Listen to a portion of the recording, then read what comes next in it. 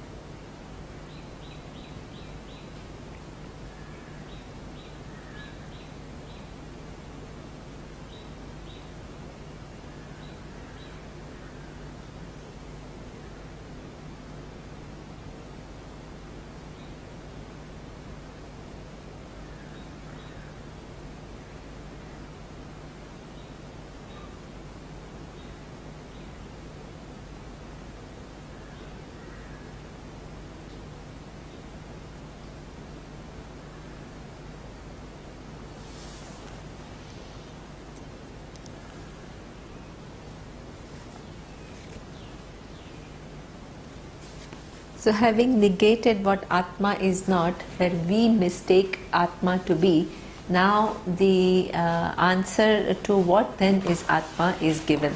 This is a very effective treatment, the unfoldment, because what happens is that if we don't correct what it is not, then you continue to have the existing meaning of within your framework, and then you try to superimpose something else that Vedanta says. So it's a very important technique to first negate what it is not. Now, just last time when I was talking about this Anandamaya, Dustin made this comment about the fact that sometimes it's not just the presence of a physical object which makes us happy, but also just sometimes you recreate that happiness by using your memory to think about a situation which brought you happiness, and you continue to relive in your mind in order to feel happy, which is true. So the point here, what we have to understand is, yes, it is true, but it still is true that we are interested in our happiness, and that happiness either we create through coming in contact with an object, which actually is nothing but a vritti. When there is a seeker sought resolution, there is a subtle vritti which then leads to happiness. Or even when you re-bring or to bring to your memory some events of the past, it is exactly the same. Okay, you're using your mind. The memory is one of the functions of the mind, which is in form of a thought.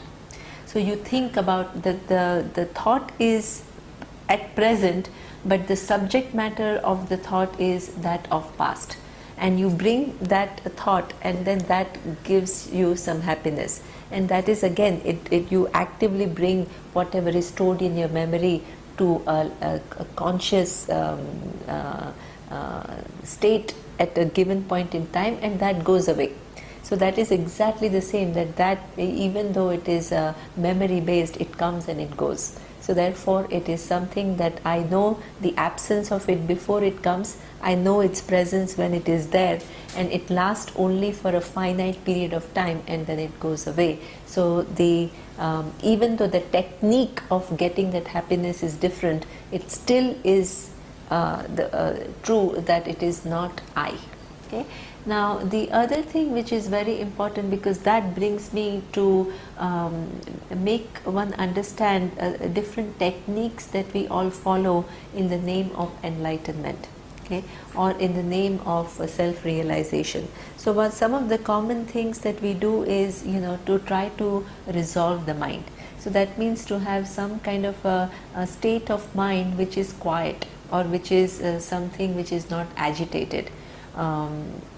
And that is again some kind of a subtle manipulation of either having a certain type of vritti, which is a thought which was not there before, and I'm bringing it now as a result of my effort, and it is going to last for a while, for a finite period, and then it is going to go. So the same logic applies. Any process of doing something and producing a given experience, whether it is an experience of quietude or some other experience which is a not ordinary experience where you see some blue light or you see something extraordinary. It is something which has come into being at a given point in time. It was not there before and it will go away, and that is one of the experiences that you objectify. So anything that you objectify which is born, okay, is something which is not I.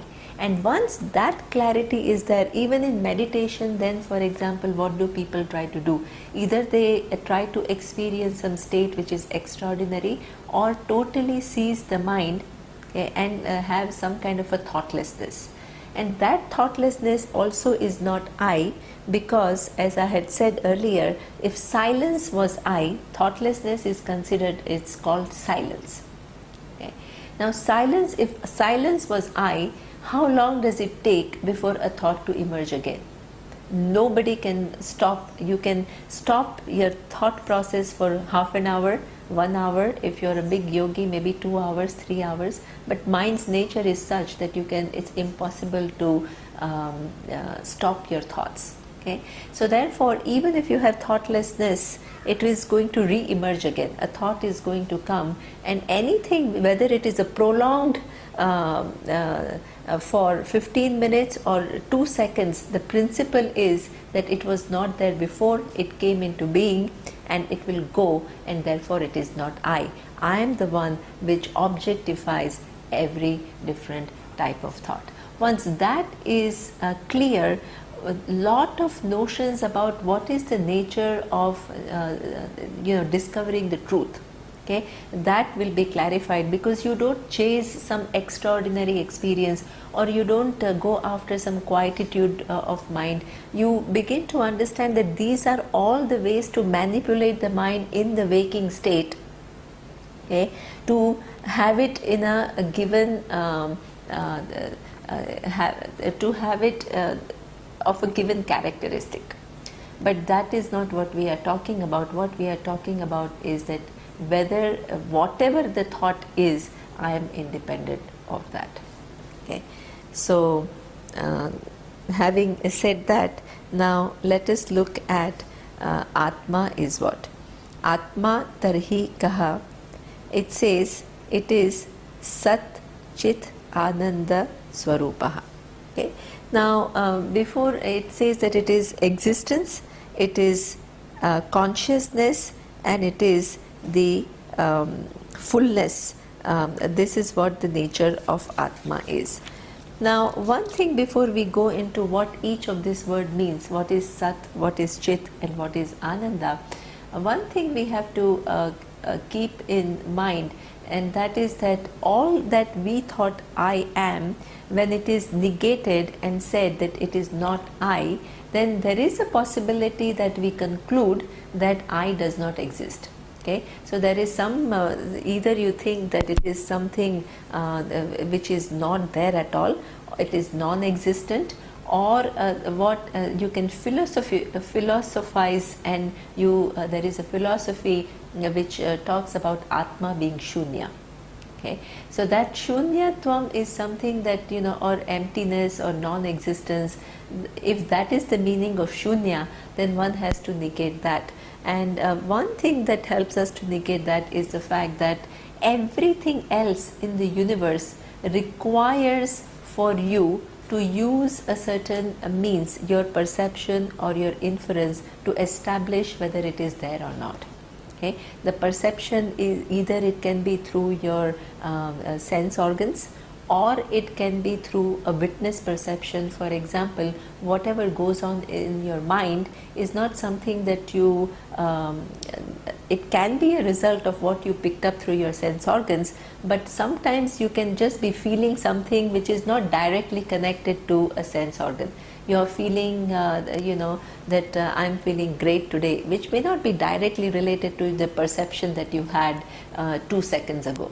Okay, so but that whatever is happening, all the changes that are taking place in your mind are known to you, but there you are not using your senses, and therefore it is what we call sense perception.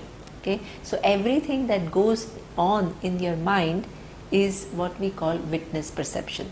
Either it goes on in your mind, it either if it is a result of what you have picked up immediately, then it is a sense perception, but if it is not directly connected to what you have seen externally and it is a recreation of some mental mode that which is not directly related to the using of the sense organ, you call it witness perception. Okay, so that means that you know things through indriya pratyaksha, the perception using your sense organs, and witness perception, which is without using sense organs, which includes knowing whatever is going on in your mind. Okay, and then you have perception based inference. So this is how you have to, if I ask you does this thing exist, you will have to use one of the two pramanas, or your perception based inference. That inference could be one step, it could be two steps, it can be highly evolved inference, but you need to use that. Okay, now when I ask you, are you there, are you using any of are you using your perception to establish that you exist? Are you using your inferring capacity to decide that you exist? No. You don't have to. Here if I ask you, is this a glass, this glass is of steel or copper, then you have to use your perception to give me an answer. But when I ask, are you existing or not, you don't have to use your eyes, you don't have to use your ears to say that I am. So therefore, then if you don't need to use perception, then what to talk of perception based inference? It's not that, oh, because I am married, therefore I am. Okay, so that also is not how you use your logic to establish I am. So there is only one presence in the universe. Unlike everything else, it is self-evident. Self-evident means you don't need to use any normal means of knowledge to know that it exists.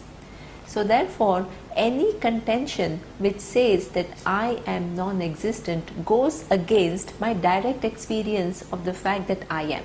Okay? Because I am, I use my perception. Because I am, I use my inference. Because I am, I search for solution to my happiness. Okay? So this is what I am, is a given fact. So any philosophy which negates that presence of I, because it is none of the things that we have concluded, is not right. That it is true that things that we have concluded is not I, but that then doesn't mean that it then doesn't exist. So what is the nature of Atma is something that has to be understood as Sat. He is asking, what is Sat? So here he is saying, Sat is, first is what he says, Sat Kim. What is his existence? He says, Kalatraye api tishtati iti Sat. That existence, which is generally when we talk about existence, we talk about existence in time and space. Okay? Any existence of a given thing in time and space. This is our normal meaning of existence. Now, the way Vedanta uses the term existence is slightly different. So this is why the whole method that is used is what we call, the words are used, but the direct meaning of the words are not used. So the direct meaning is it conveys a certain thing which is limited in nature. So, but if you don't use the words, then you can't convey anything. So therefore, you have to use the words, but you have to take out the limited connotation that the word gives. So this is the whole methodology, which is what we call, we are using not the direct meaning of the words, but we are using implied meaning of the words. And the implied meaning of the word is used in a way that you retain part of the meaning and you give up the part which connotes limited meaning. So this particular way of using implied word is what we call bhagatyaga lakshana.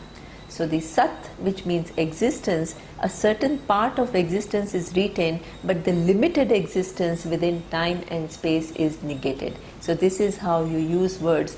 Using the limited words, you convey something which is free from limitation. Okay. So the word sat here, it says, is trikale api kalatraye api tishtati. That existence which is there in the past, in the present and in the future. Okay. So if you know that the body is something which was not there in the past, it is there now, but even while now it is there, it is constantly changing. If you look at the minute cellular level, it is they are getting dead. Every day there are cells which are gone and new cells are generated. Okay. But at the same time, in the present you can say it is there, and obviously in the future it is going to go.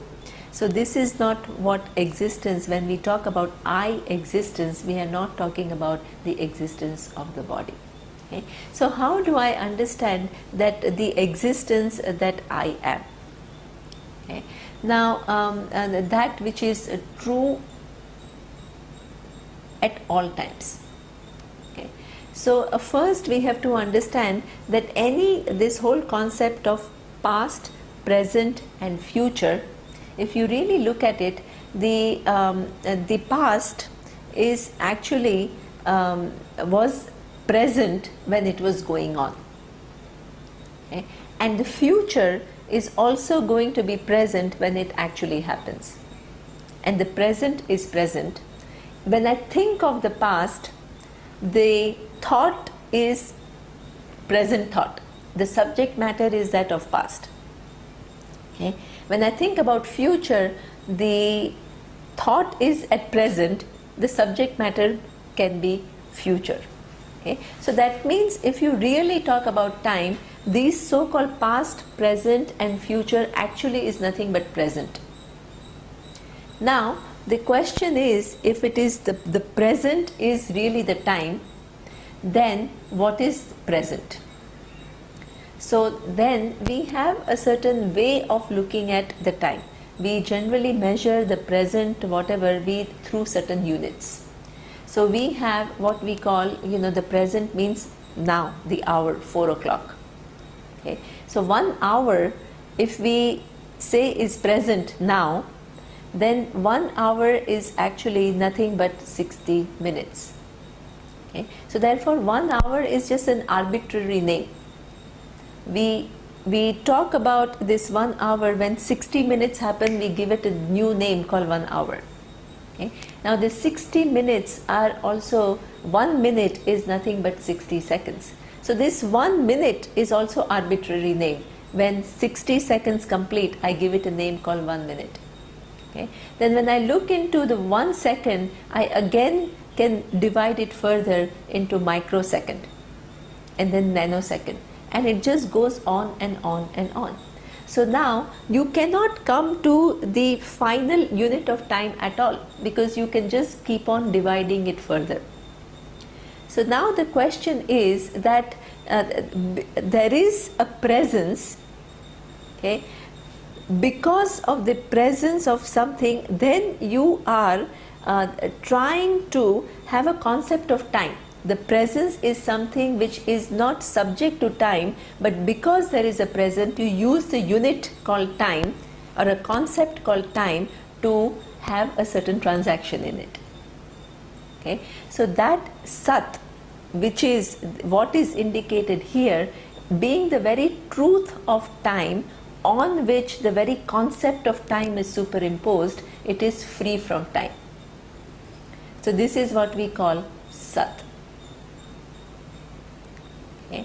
And that sat is something which is not only there as a truth of time, it is the truth of every object also. Because just as when we look into the time and we break it down, then we find the presence first, okay, based on which the very concept of time is superimposed. Same thing happens with reference to objects. But before I go into objects, I want to highlight one important fact. Generally, when we break the time down, 1 hour, then minute, second, microsecond, nanosecond, it may seem to me that there is an existence which is below, underneath, which is a substratum where all the entire time is superimposed. But what I have to understand is that this existence is not only the very basis of the concept of time, but any unit that when I think of, there is that existence very much there. When I say hour is, that is the existence. Minute is the existence. Second is the existence. So the existence is something which is in and through every unit, and at the same time it transcends every unit. So this is how one has to understand, so that one doesn't get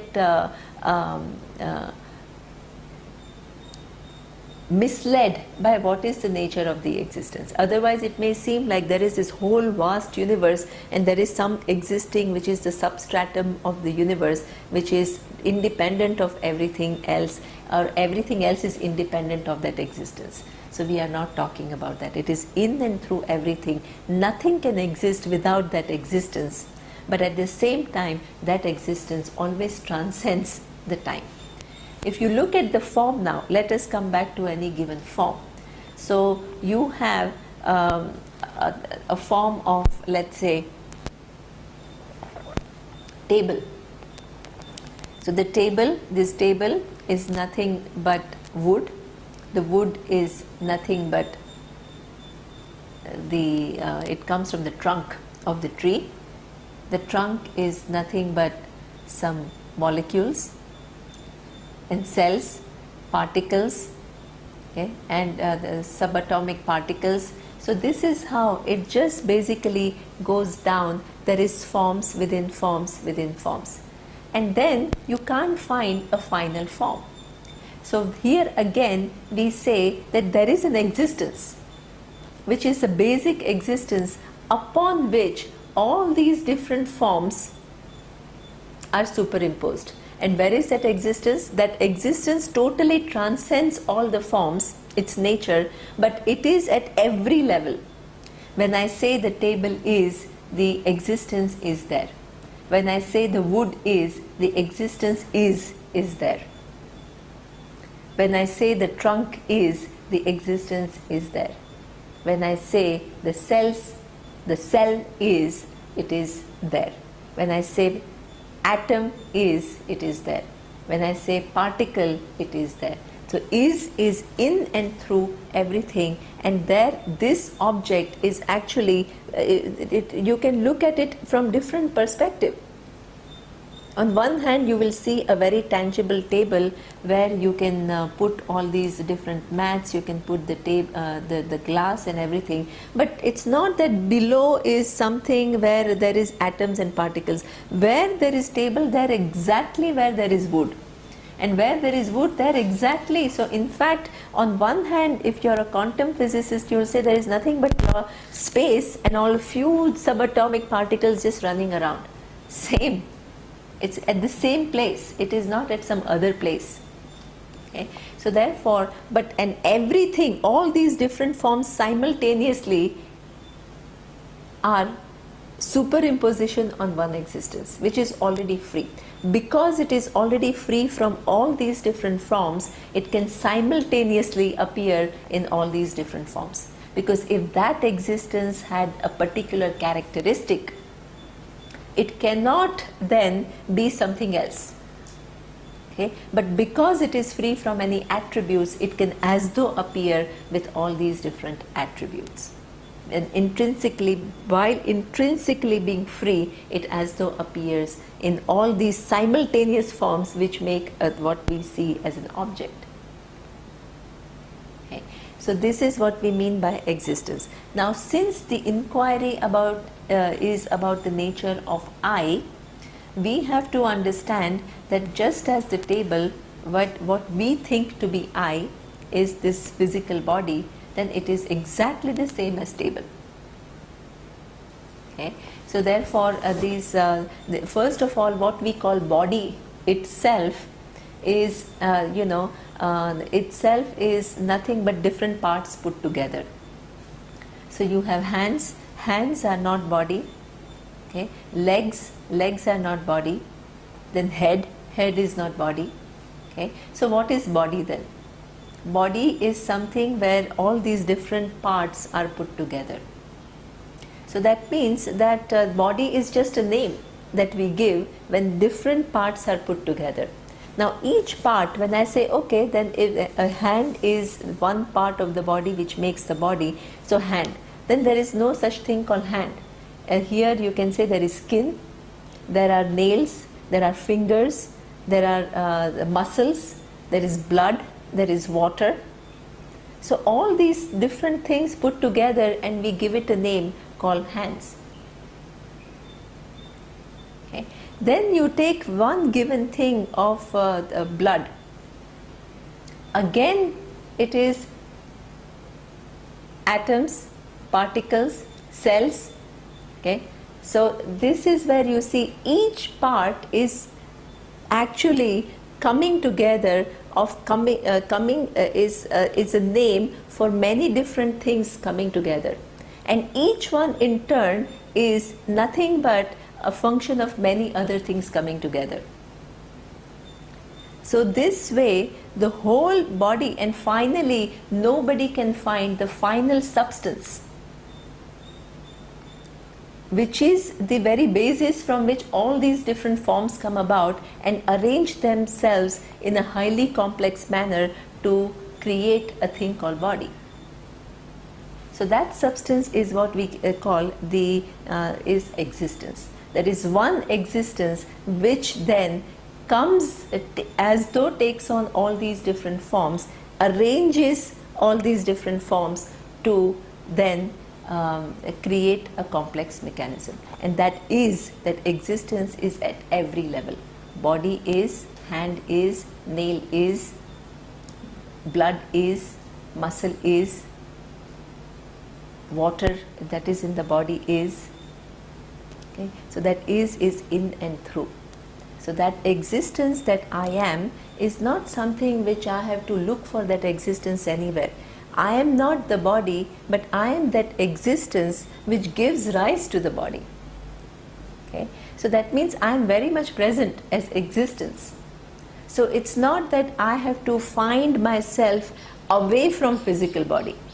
What I have to understand is that I am present in and through the body, but while being present in the body, I transcend the characteristics of the body. I'm never subject to whatever the conditions of the body are. That existence is always free. So this is what is meant by the existence. Same thing. Now when we, so that means there is an existence which is the truth of time. The same existence which is the truth of time is the truth of objects. Okay. As we have seen, the truth of the table, truth of body, and that table and body represents the entire universe. The whole universe that you see, which seems to be very tangible, okay, which includes all the macroscopic things such as stars and planets and galaxies, and microscopic universe which includes all these different amoebas and all these different bacterias and all the tiniest creatures in the universe. The whole thing is nothing but forms within forms within forms, and the final substance is only one existence, and that existence is in and through every form. But while being at in every form, it never takes on the characteristic of any form at any given point in time. And how many existences are there? Can you say that there are different pockets of existence? When I take myself to be a body, I think that I am one existence here and there is some other existence over there. But when I talk about the existence which is the truth of time and truth of every object, how many existences are there? There is only one. You can't have two. How will you qualify that existence as being different from some other existence? If you say that there are two different existences, then what? One has a given characteristic and the other one has a different characteristic. This is how you say there are two existences. But what we have done is we have freed this existence from all forms of characteristics. And the characteristics are only as though they are just forms within forms. So there is only one undivided existence, which is something that the forms keep changing. The forms in the past have gone, new forms have emerged, totally new forms will come in the future. That whatever forms come and go has absolutely no bearing on that existence. It is always free. So therefore you can have a stone age where the world and universe is very different, and you have this modern age, the information age, where the world is very, very different. And maybe in few years the world, there are so many technologies which are emerging, and once they become functional, the world will again undergo major changes. But whatever changes take place of the past, present and future has no bearing on what it will do to existence. It is always free from any characteristic. The next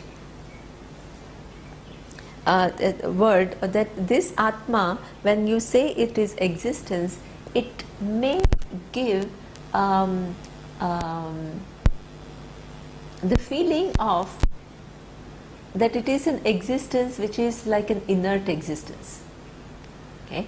So in order to negate this understanding of some inert existence which is pervading everything, the second word of who you are is used.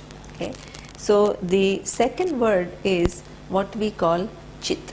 So he is asking Chit Kim. So here he says Gnana Swarupaha.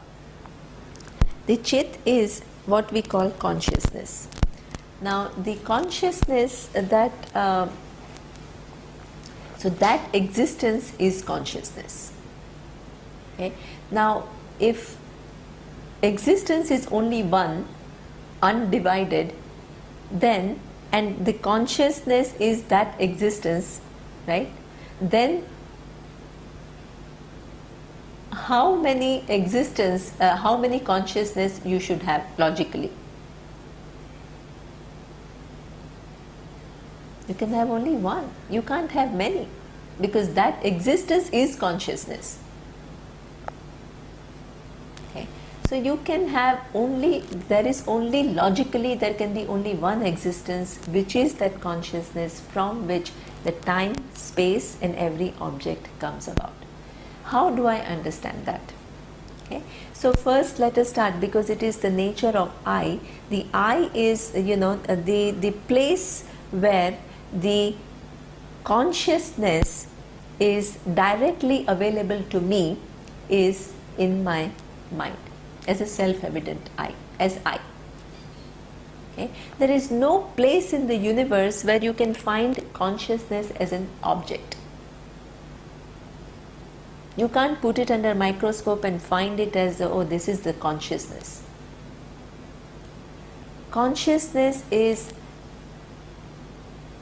never found as an object, yet everybody knows that there is consciousness. Why?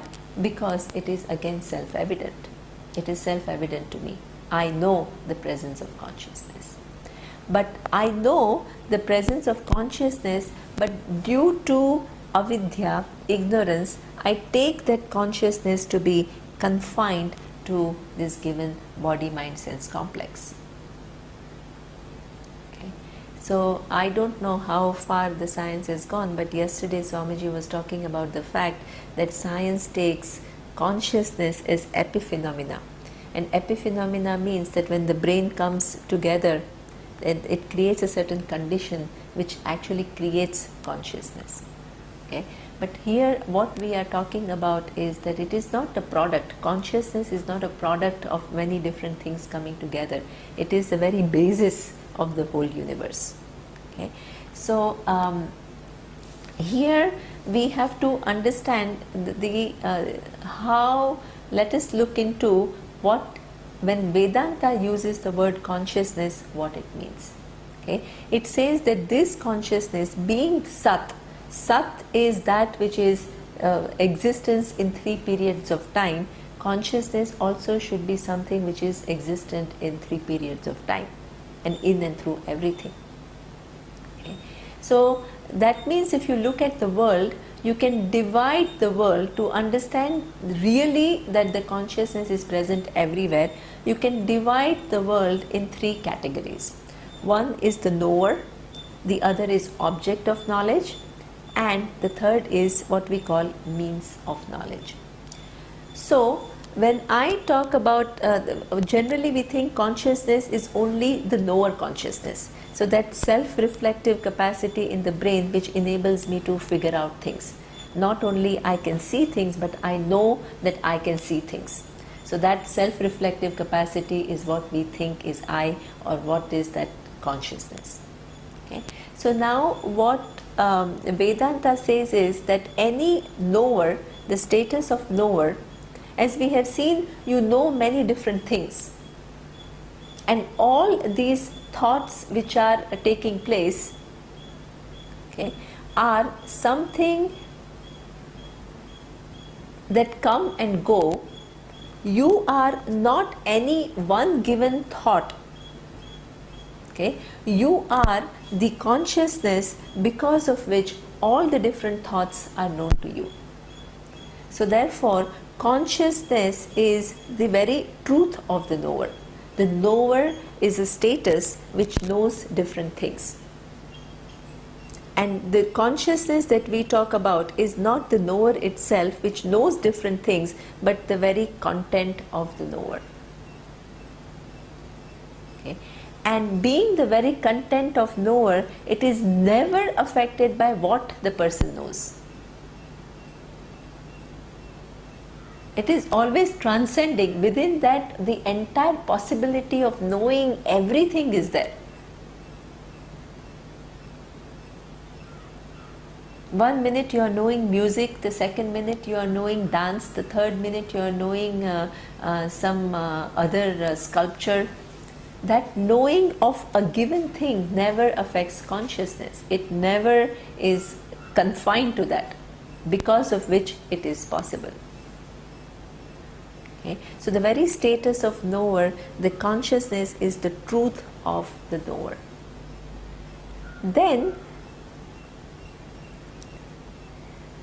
if consciousness was the truth of the knower, then one would conclude that there are pockets of consciousness. Because you can say that I am the knower and the consciousness is the truth, so I am one pocket. And you are another knower and consciousness is truth of that knower, so there is one more consciousness there. Then there is a third consciousness there. Okay? So here what we are saying, that the consciousness is not only the knower, it is also the object of knowledge. To take away this, because the whole world can be divided into the knower and object of knowledge. So how can I appreciate that the consciousness is not only present in the knower but also in object of knowledge? There is in order to, because anybody can say that if the object of knowledge is a conscious being, I can say, yeah, there is consciousness there. Right? I know you, you are the object of knowledge, but you are a live entity, so I can assume that there is consciousness there. But when it comes to something called table, how can you say that there is consciousness there? You don't see the table getting up or doing some exercises every day because it is feeling totally tired just being in one place. So there we assume that there is no consciousness there. Okay. So here Vedanta differs widely. It says, it goes back. it goes back to saying that this table is actually nothing but, the wood and then atoms and particles. And then it brings in one more fact. It says that in fact, how did all these particles first of all emerge, and how do they combine together in a way that increasingly they acquire additional qualities in a certain highly sophisticated manner to become this complex universe. Even though everything is nothing but atoms and particles, how come there are trees, there are mountains, there are galaxies, there are stars, there is sun, there is moon, there are plants, it's amazing variety. Okay. And each one has its own particular characteristics, and each one also enjoys some common characteristics within a group. So the plant kingdom have some common characteristics, but within that each tree is different. So mango tree is different from apple tree, but within the apple group, that each tree is again unique. So the atoms and particles are organizing themselves to create these commonalities and uniqueness, from the biggest objects in the universe to the minutest objects in the universe, and all in a coherent manner, where all these sense organs and they can operate, they can give you certain experiences, they can give you certain feelings and emotions, it can give you certain sense of getting things done, it gives you the feeling that you have to accomplish something. So this is all just an arrangement of atoms and particles. How does it happen? So there is this intervening factor, which is what we call all knowledge. Okay. So there is some knowledge which is not a knowledge as we understand, which is part of the human intellect. We are talking about the all knowledge which organizes all these subatomic particles and makes them come together in an increasingly complex manner to create the universe, within which is our brain, within which is our thinking capacity, within which is our capacity to figure out everything. So that knowledge is not a given knowledge of a given person resting at a given place. Okay. So that is all. Everywhere there is an atom or particle, there is that all knowledge which organizes it to make it what it is right now. Okay. And any knowledge requires the presence of consciousness. You can never think of knowledge without the presence of consciousness. Okay. If you look at your own your little knowledge that you acquire, it is never possible without the presence of consciousness. Then you expand and you say there is this all knowledge which makes everybody's brain what it is. Not only human brain, but the brain of an elephant, brain of a reptile, brain of an insect, entire thing, right? There is that something which is present, but that also, the more fundamental to that all knowledge is consciousness. So that existence is what we call consciousness, and that is in and through every object in the universe. Just as existence is not confined, it is not of a given thing, that consciousness is also not a given object, it is not confined anywhere, it is there, that which is available as the truth of the knower, and also the truth of object of knowledge. The way it is available to the knower, it is a self-evident I. Okay. But the way it is available to as the truth of the object is through inquiry. You can't dissect the table and find consciousness there. The consciousness is only available to you in your mind as self-evident I. But that it seems to be confined, and you have to release it from that confinement through inquiry. So at no point in time you can experience it all expanding consciousness. Okay? Don't think that when the person is wise, the consciousness is, becoming like all expanded. The setup of the universe is such that the consciousness is only available to you in your brain as self-evident I, because of which you make the mistake it is limited, and through inquiry you have to release it from limitation. Just like the scientist, after recognizing that it is nothing but mostly space, will still see the table. The vision does not change. It's not that the scientist will start seeing only the empty space and a few things running around there. Scientists, like everybody else, will see the table, but what the person understands is a lot more. Or with reference to the consciousness, here you can understand with reference to the space. Okay? So that means that this is what we call glass space. And this space seems to be confined by this presence of this glass, which has these particular dimensions. Now, upon inquiry, what you understand is that the glass never cuts the space, it never actually confines the space. The reality is that there is one undivided space in which the glass exists.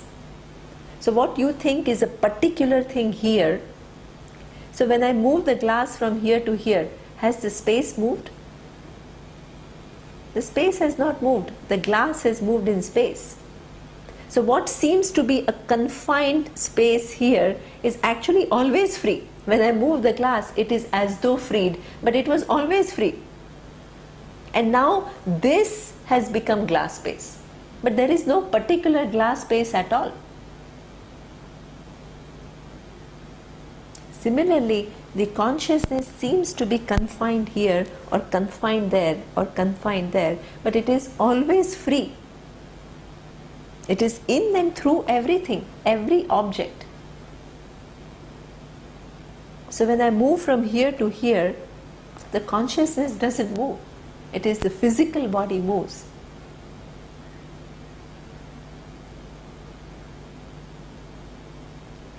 So, and then this physical body can go, nothing, the consciousness doesn't go away. So it is there in the past, it is there in the present, and it is there in the future. Itself is free from every attribute. But because of its presence, all these as though attributes which constitute the universe come about. Okay. So that is what we call consciousness, that is Gnata, the knower, and the object of knowledge. Then the third thing which also the consciousness includes is what we call the means of knowledge. As I had explained earlier, what is a means of knowledge? That is the knower knows a given thing. Okay? So during the lifetime we know hundreds of things. So the process through which you know any given thing is what we call vritti jnanam. Vritti jnanam is what we call the thought that occurs in your mind. That is what you recognize, and this is how you know things. So as if you see the flower, the physical, and you know that this is rose, the physical flower doesn't enter your brain. What actually happens is that the eyes capture the flower, it sends the signal to the brain creates an image in form of a mental thought, which corresponds to the physical object outside, which is what we recognize that image and we say, oh, this is flower. Okay? So this is what we call vritti jnanam. Every knowledge, even if you think about something very abstract, it is the same process. The teacher is trying to convey certain conceptual things in a class of mathematics, and you create a mental image of what the teacher is saying, If what you have created as a mental image is corresponding to what the teacher is conveying, then this is what we call knowledge. If what you have created is not in keeping with what the teacher is saying, then there is some either partial understanding or there is some error. Okay? And this is why we have exams, because at the end of every semester then the teacher wants to know how much you have understood, whatever is communicated, what has gone in and how much of it is accurate. Okay? So this is what we call the means of knowledge. So that means that consciousness is also the truth of the means of knowledge, because every thought cannot exist without the presence of consciousness, whereas consciousness is completely independent of any given thought. Being free, it can know one thing at one time and know something totally different at another time. Nothing sticks to it. Okay. So if the whole universe, can you find the third thing in the universe, the knower, the object of knowledge and means of knowledge? If the consciousness is the truth of all three, it is true that it is Sat. It is that existence which is consciousness, which is not a given thing in the universe, but which is the truth of everything.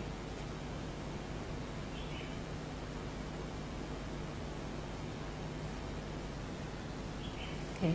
So that is what is meant by the Chit. One thing, and then the next, what is this existence and consciousness? If you think that it is by any chance limited, then it is said that it is Anandaha. It is Sat Chit Anandaha, and it says what is Ananda? Fullness. And it says Sukha Swarupa, which we will talk about in the next class. But before I end, I just want to make a small note that these words Satyam and Gnanam and Anantam, or Satchit Ananda, are not adjectives. Okay? Generally, the adjectives are used to distinguish one object from all the other objects of the same group or jati. For example, if there is, if you go to a garden and there are many lilies, okay, and I want to point out one given lily to you. So then if I just say lily, then you will not know which lily I mean. So then what I will do, I will use an adjective. So I will say blue lily. Okay, so that means from all the different lilies which are white and pink and blue, you will eliminate all the non-blue lilies. So you have already done one set of elimination. Okay, then I say that, but still there are quite a few blue lilies, but you want to know which one I am talking about. So I will use the second one, which is big. So that means there are few blue lilies which are small, so you will eliminate those. Then you will have a few very less lilies remaining which are blue and they are big. Then I will use the third adjective, big, blue and fragrant lily. So that means the other lilies which are not fragrant are again eliminated, and you now understand what I mean when I say the lily. Okay? So that means what is the adjective doing here? The adjective is used to distinguish one object from all the other objects belonging to the same jati or the same group. Can you take Satyam and Gnanam as an adjective to Atma?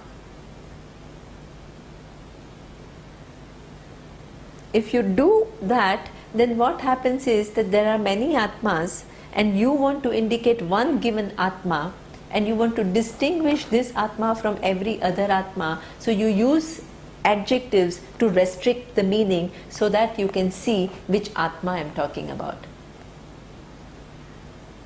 It is like saying, among these men, look at the tall, dark and handsome man. So you are trying to eliminate and to indicate one among many. Okay. These words are not adjectives because we are talking about that which is only one, without any second, which is the truth of time, space, which is the truth of every object, which is present. There is no second thing. Everything else has its existence in that. So therefore there is no need for any adjective. So these words is what we call, they are defining words, they are not adjectives. Okay? So this is how it's very, very critical to see, because otherwise Satyam, and you think that there is one Atma and it has three different adjectives, and that will distinguish one Atma from the other Atma. So this is not what it is. These are words used to show you what Atma is. Okay? And the last word of Ananda we will see tomorrow. Om Purnamadav Purnamidam Purnat Purnamudachyate Purnasya Purnamadaya Purnamevavashishyate. Om Shanti Shanti Shanti. Om Shri Gurubhyo Namaha. Harihi Om.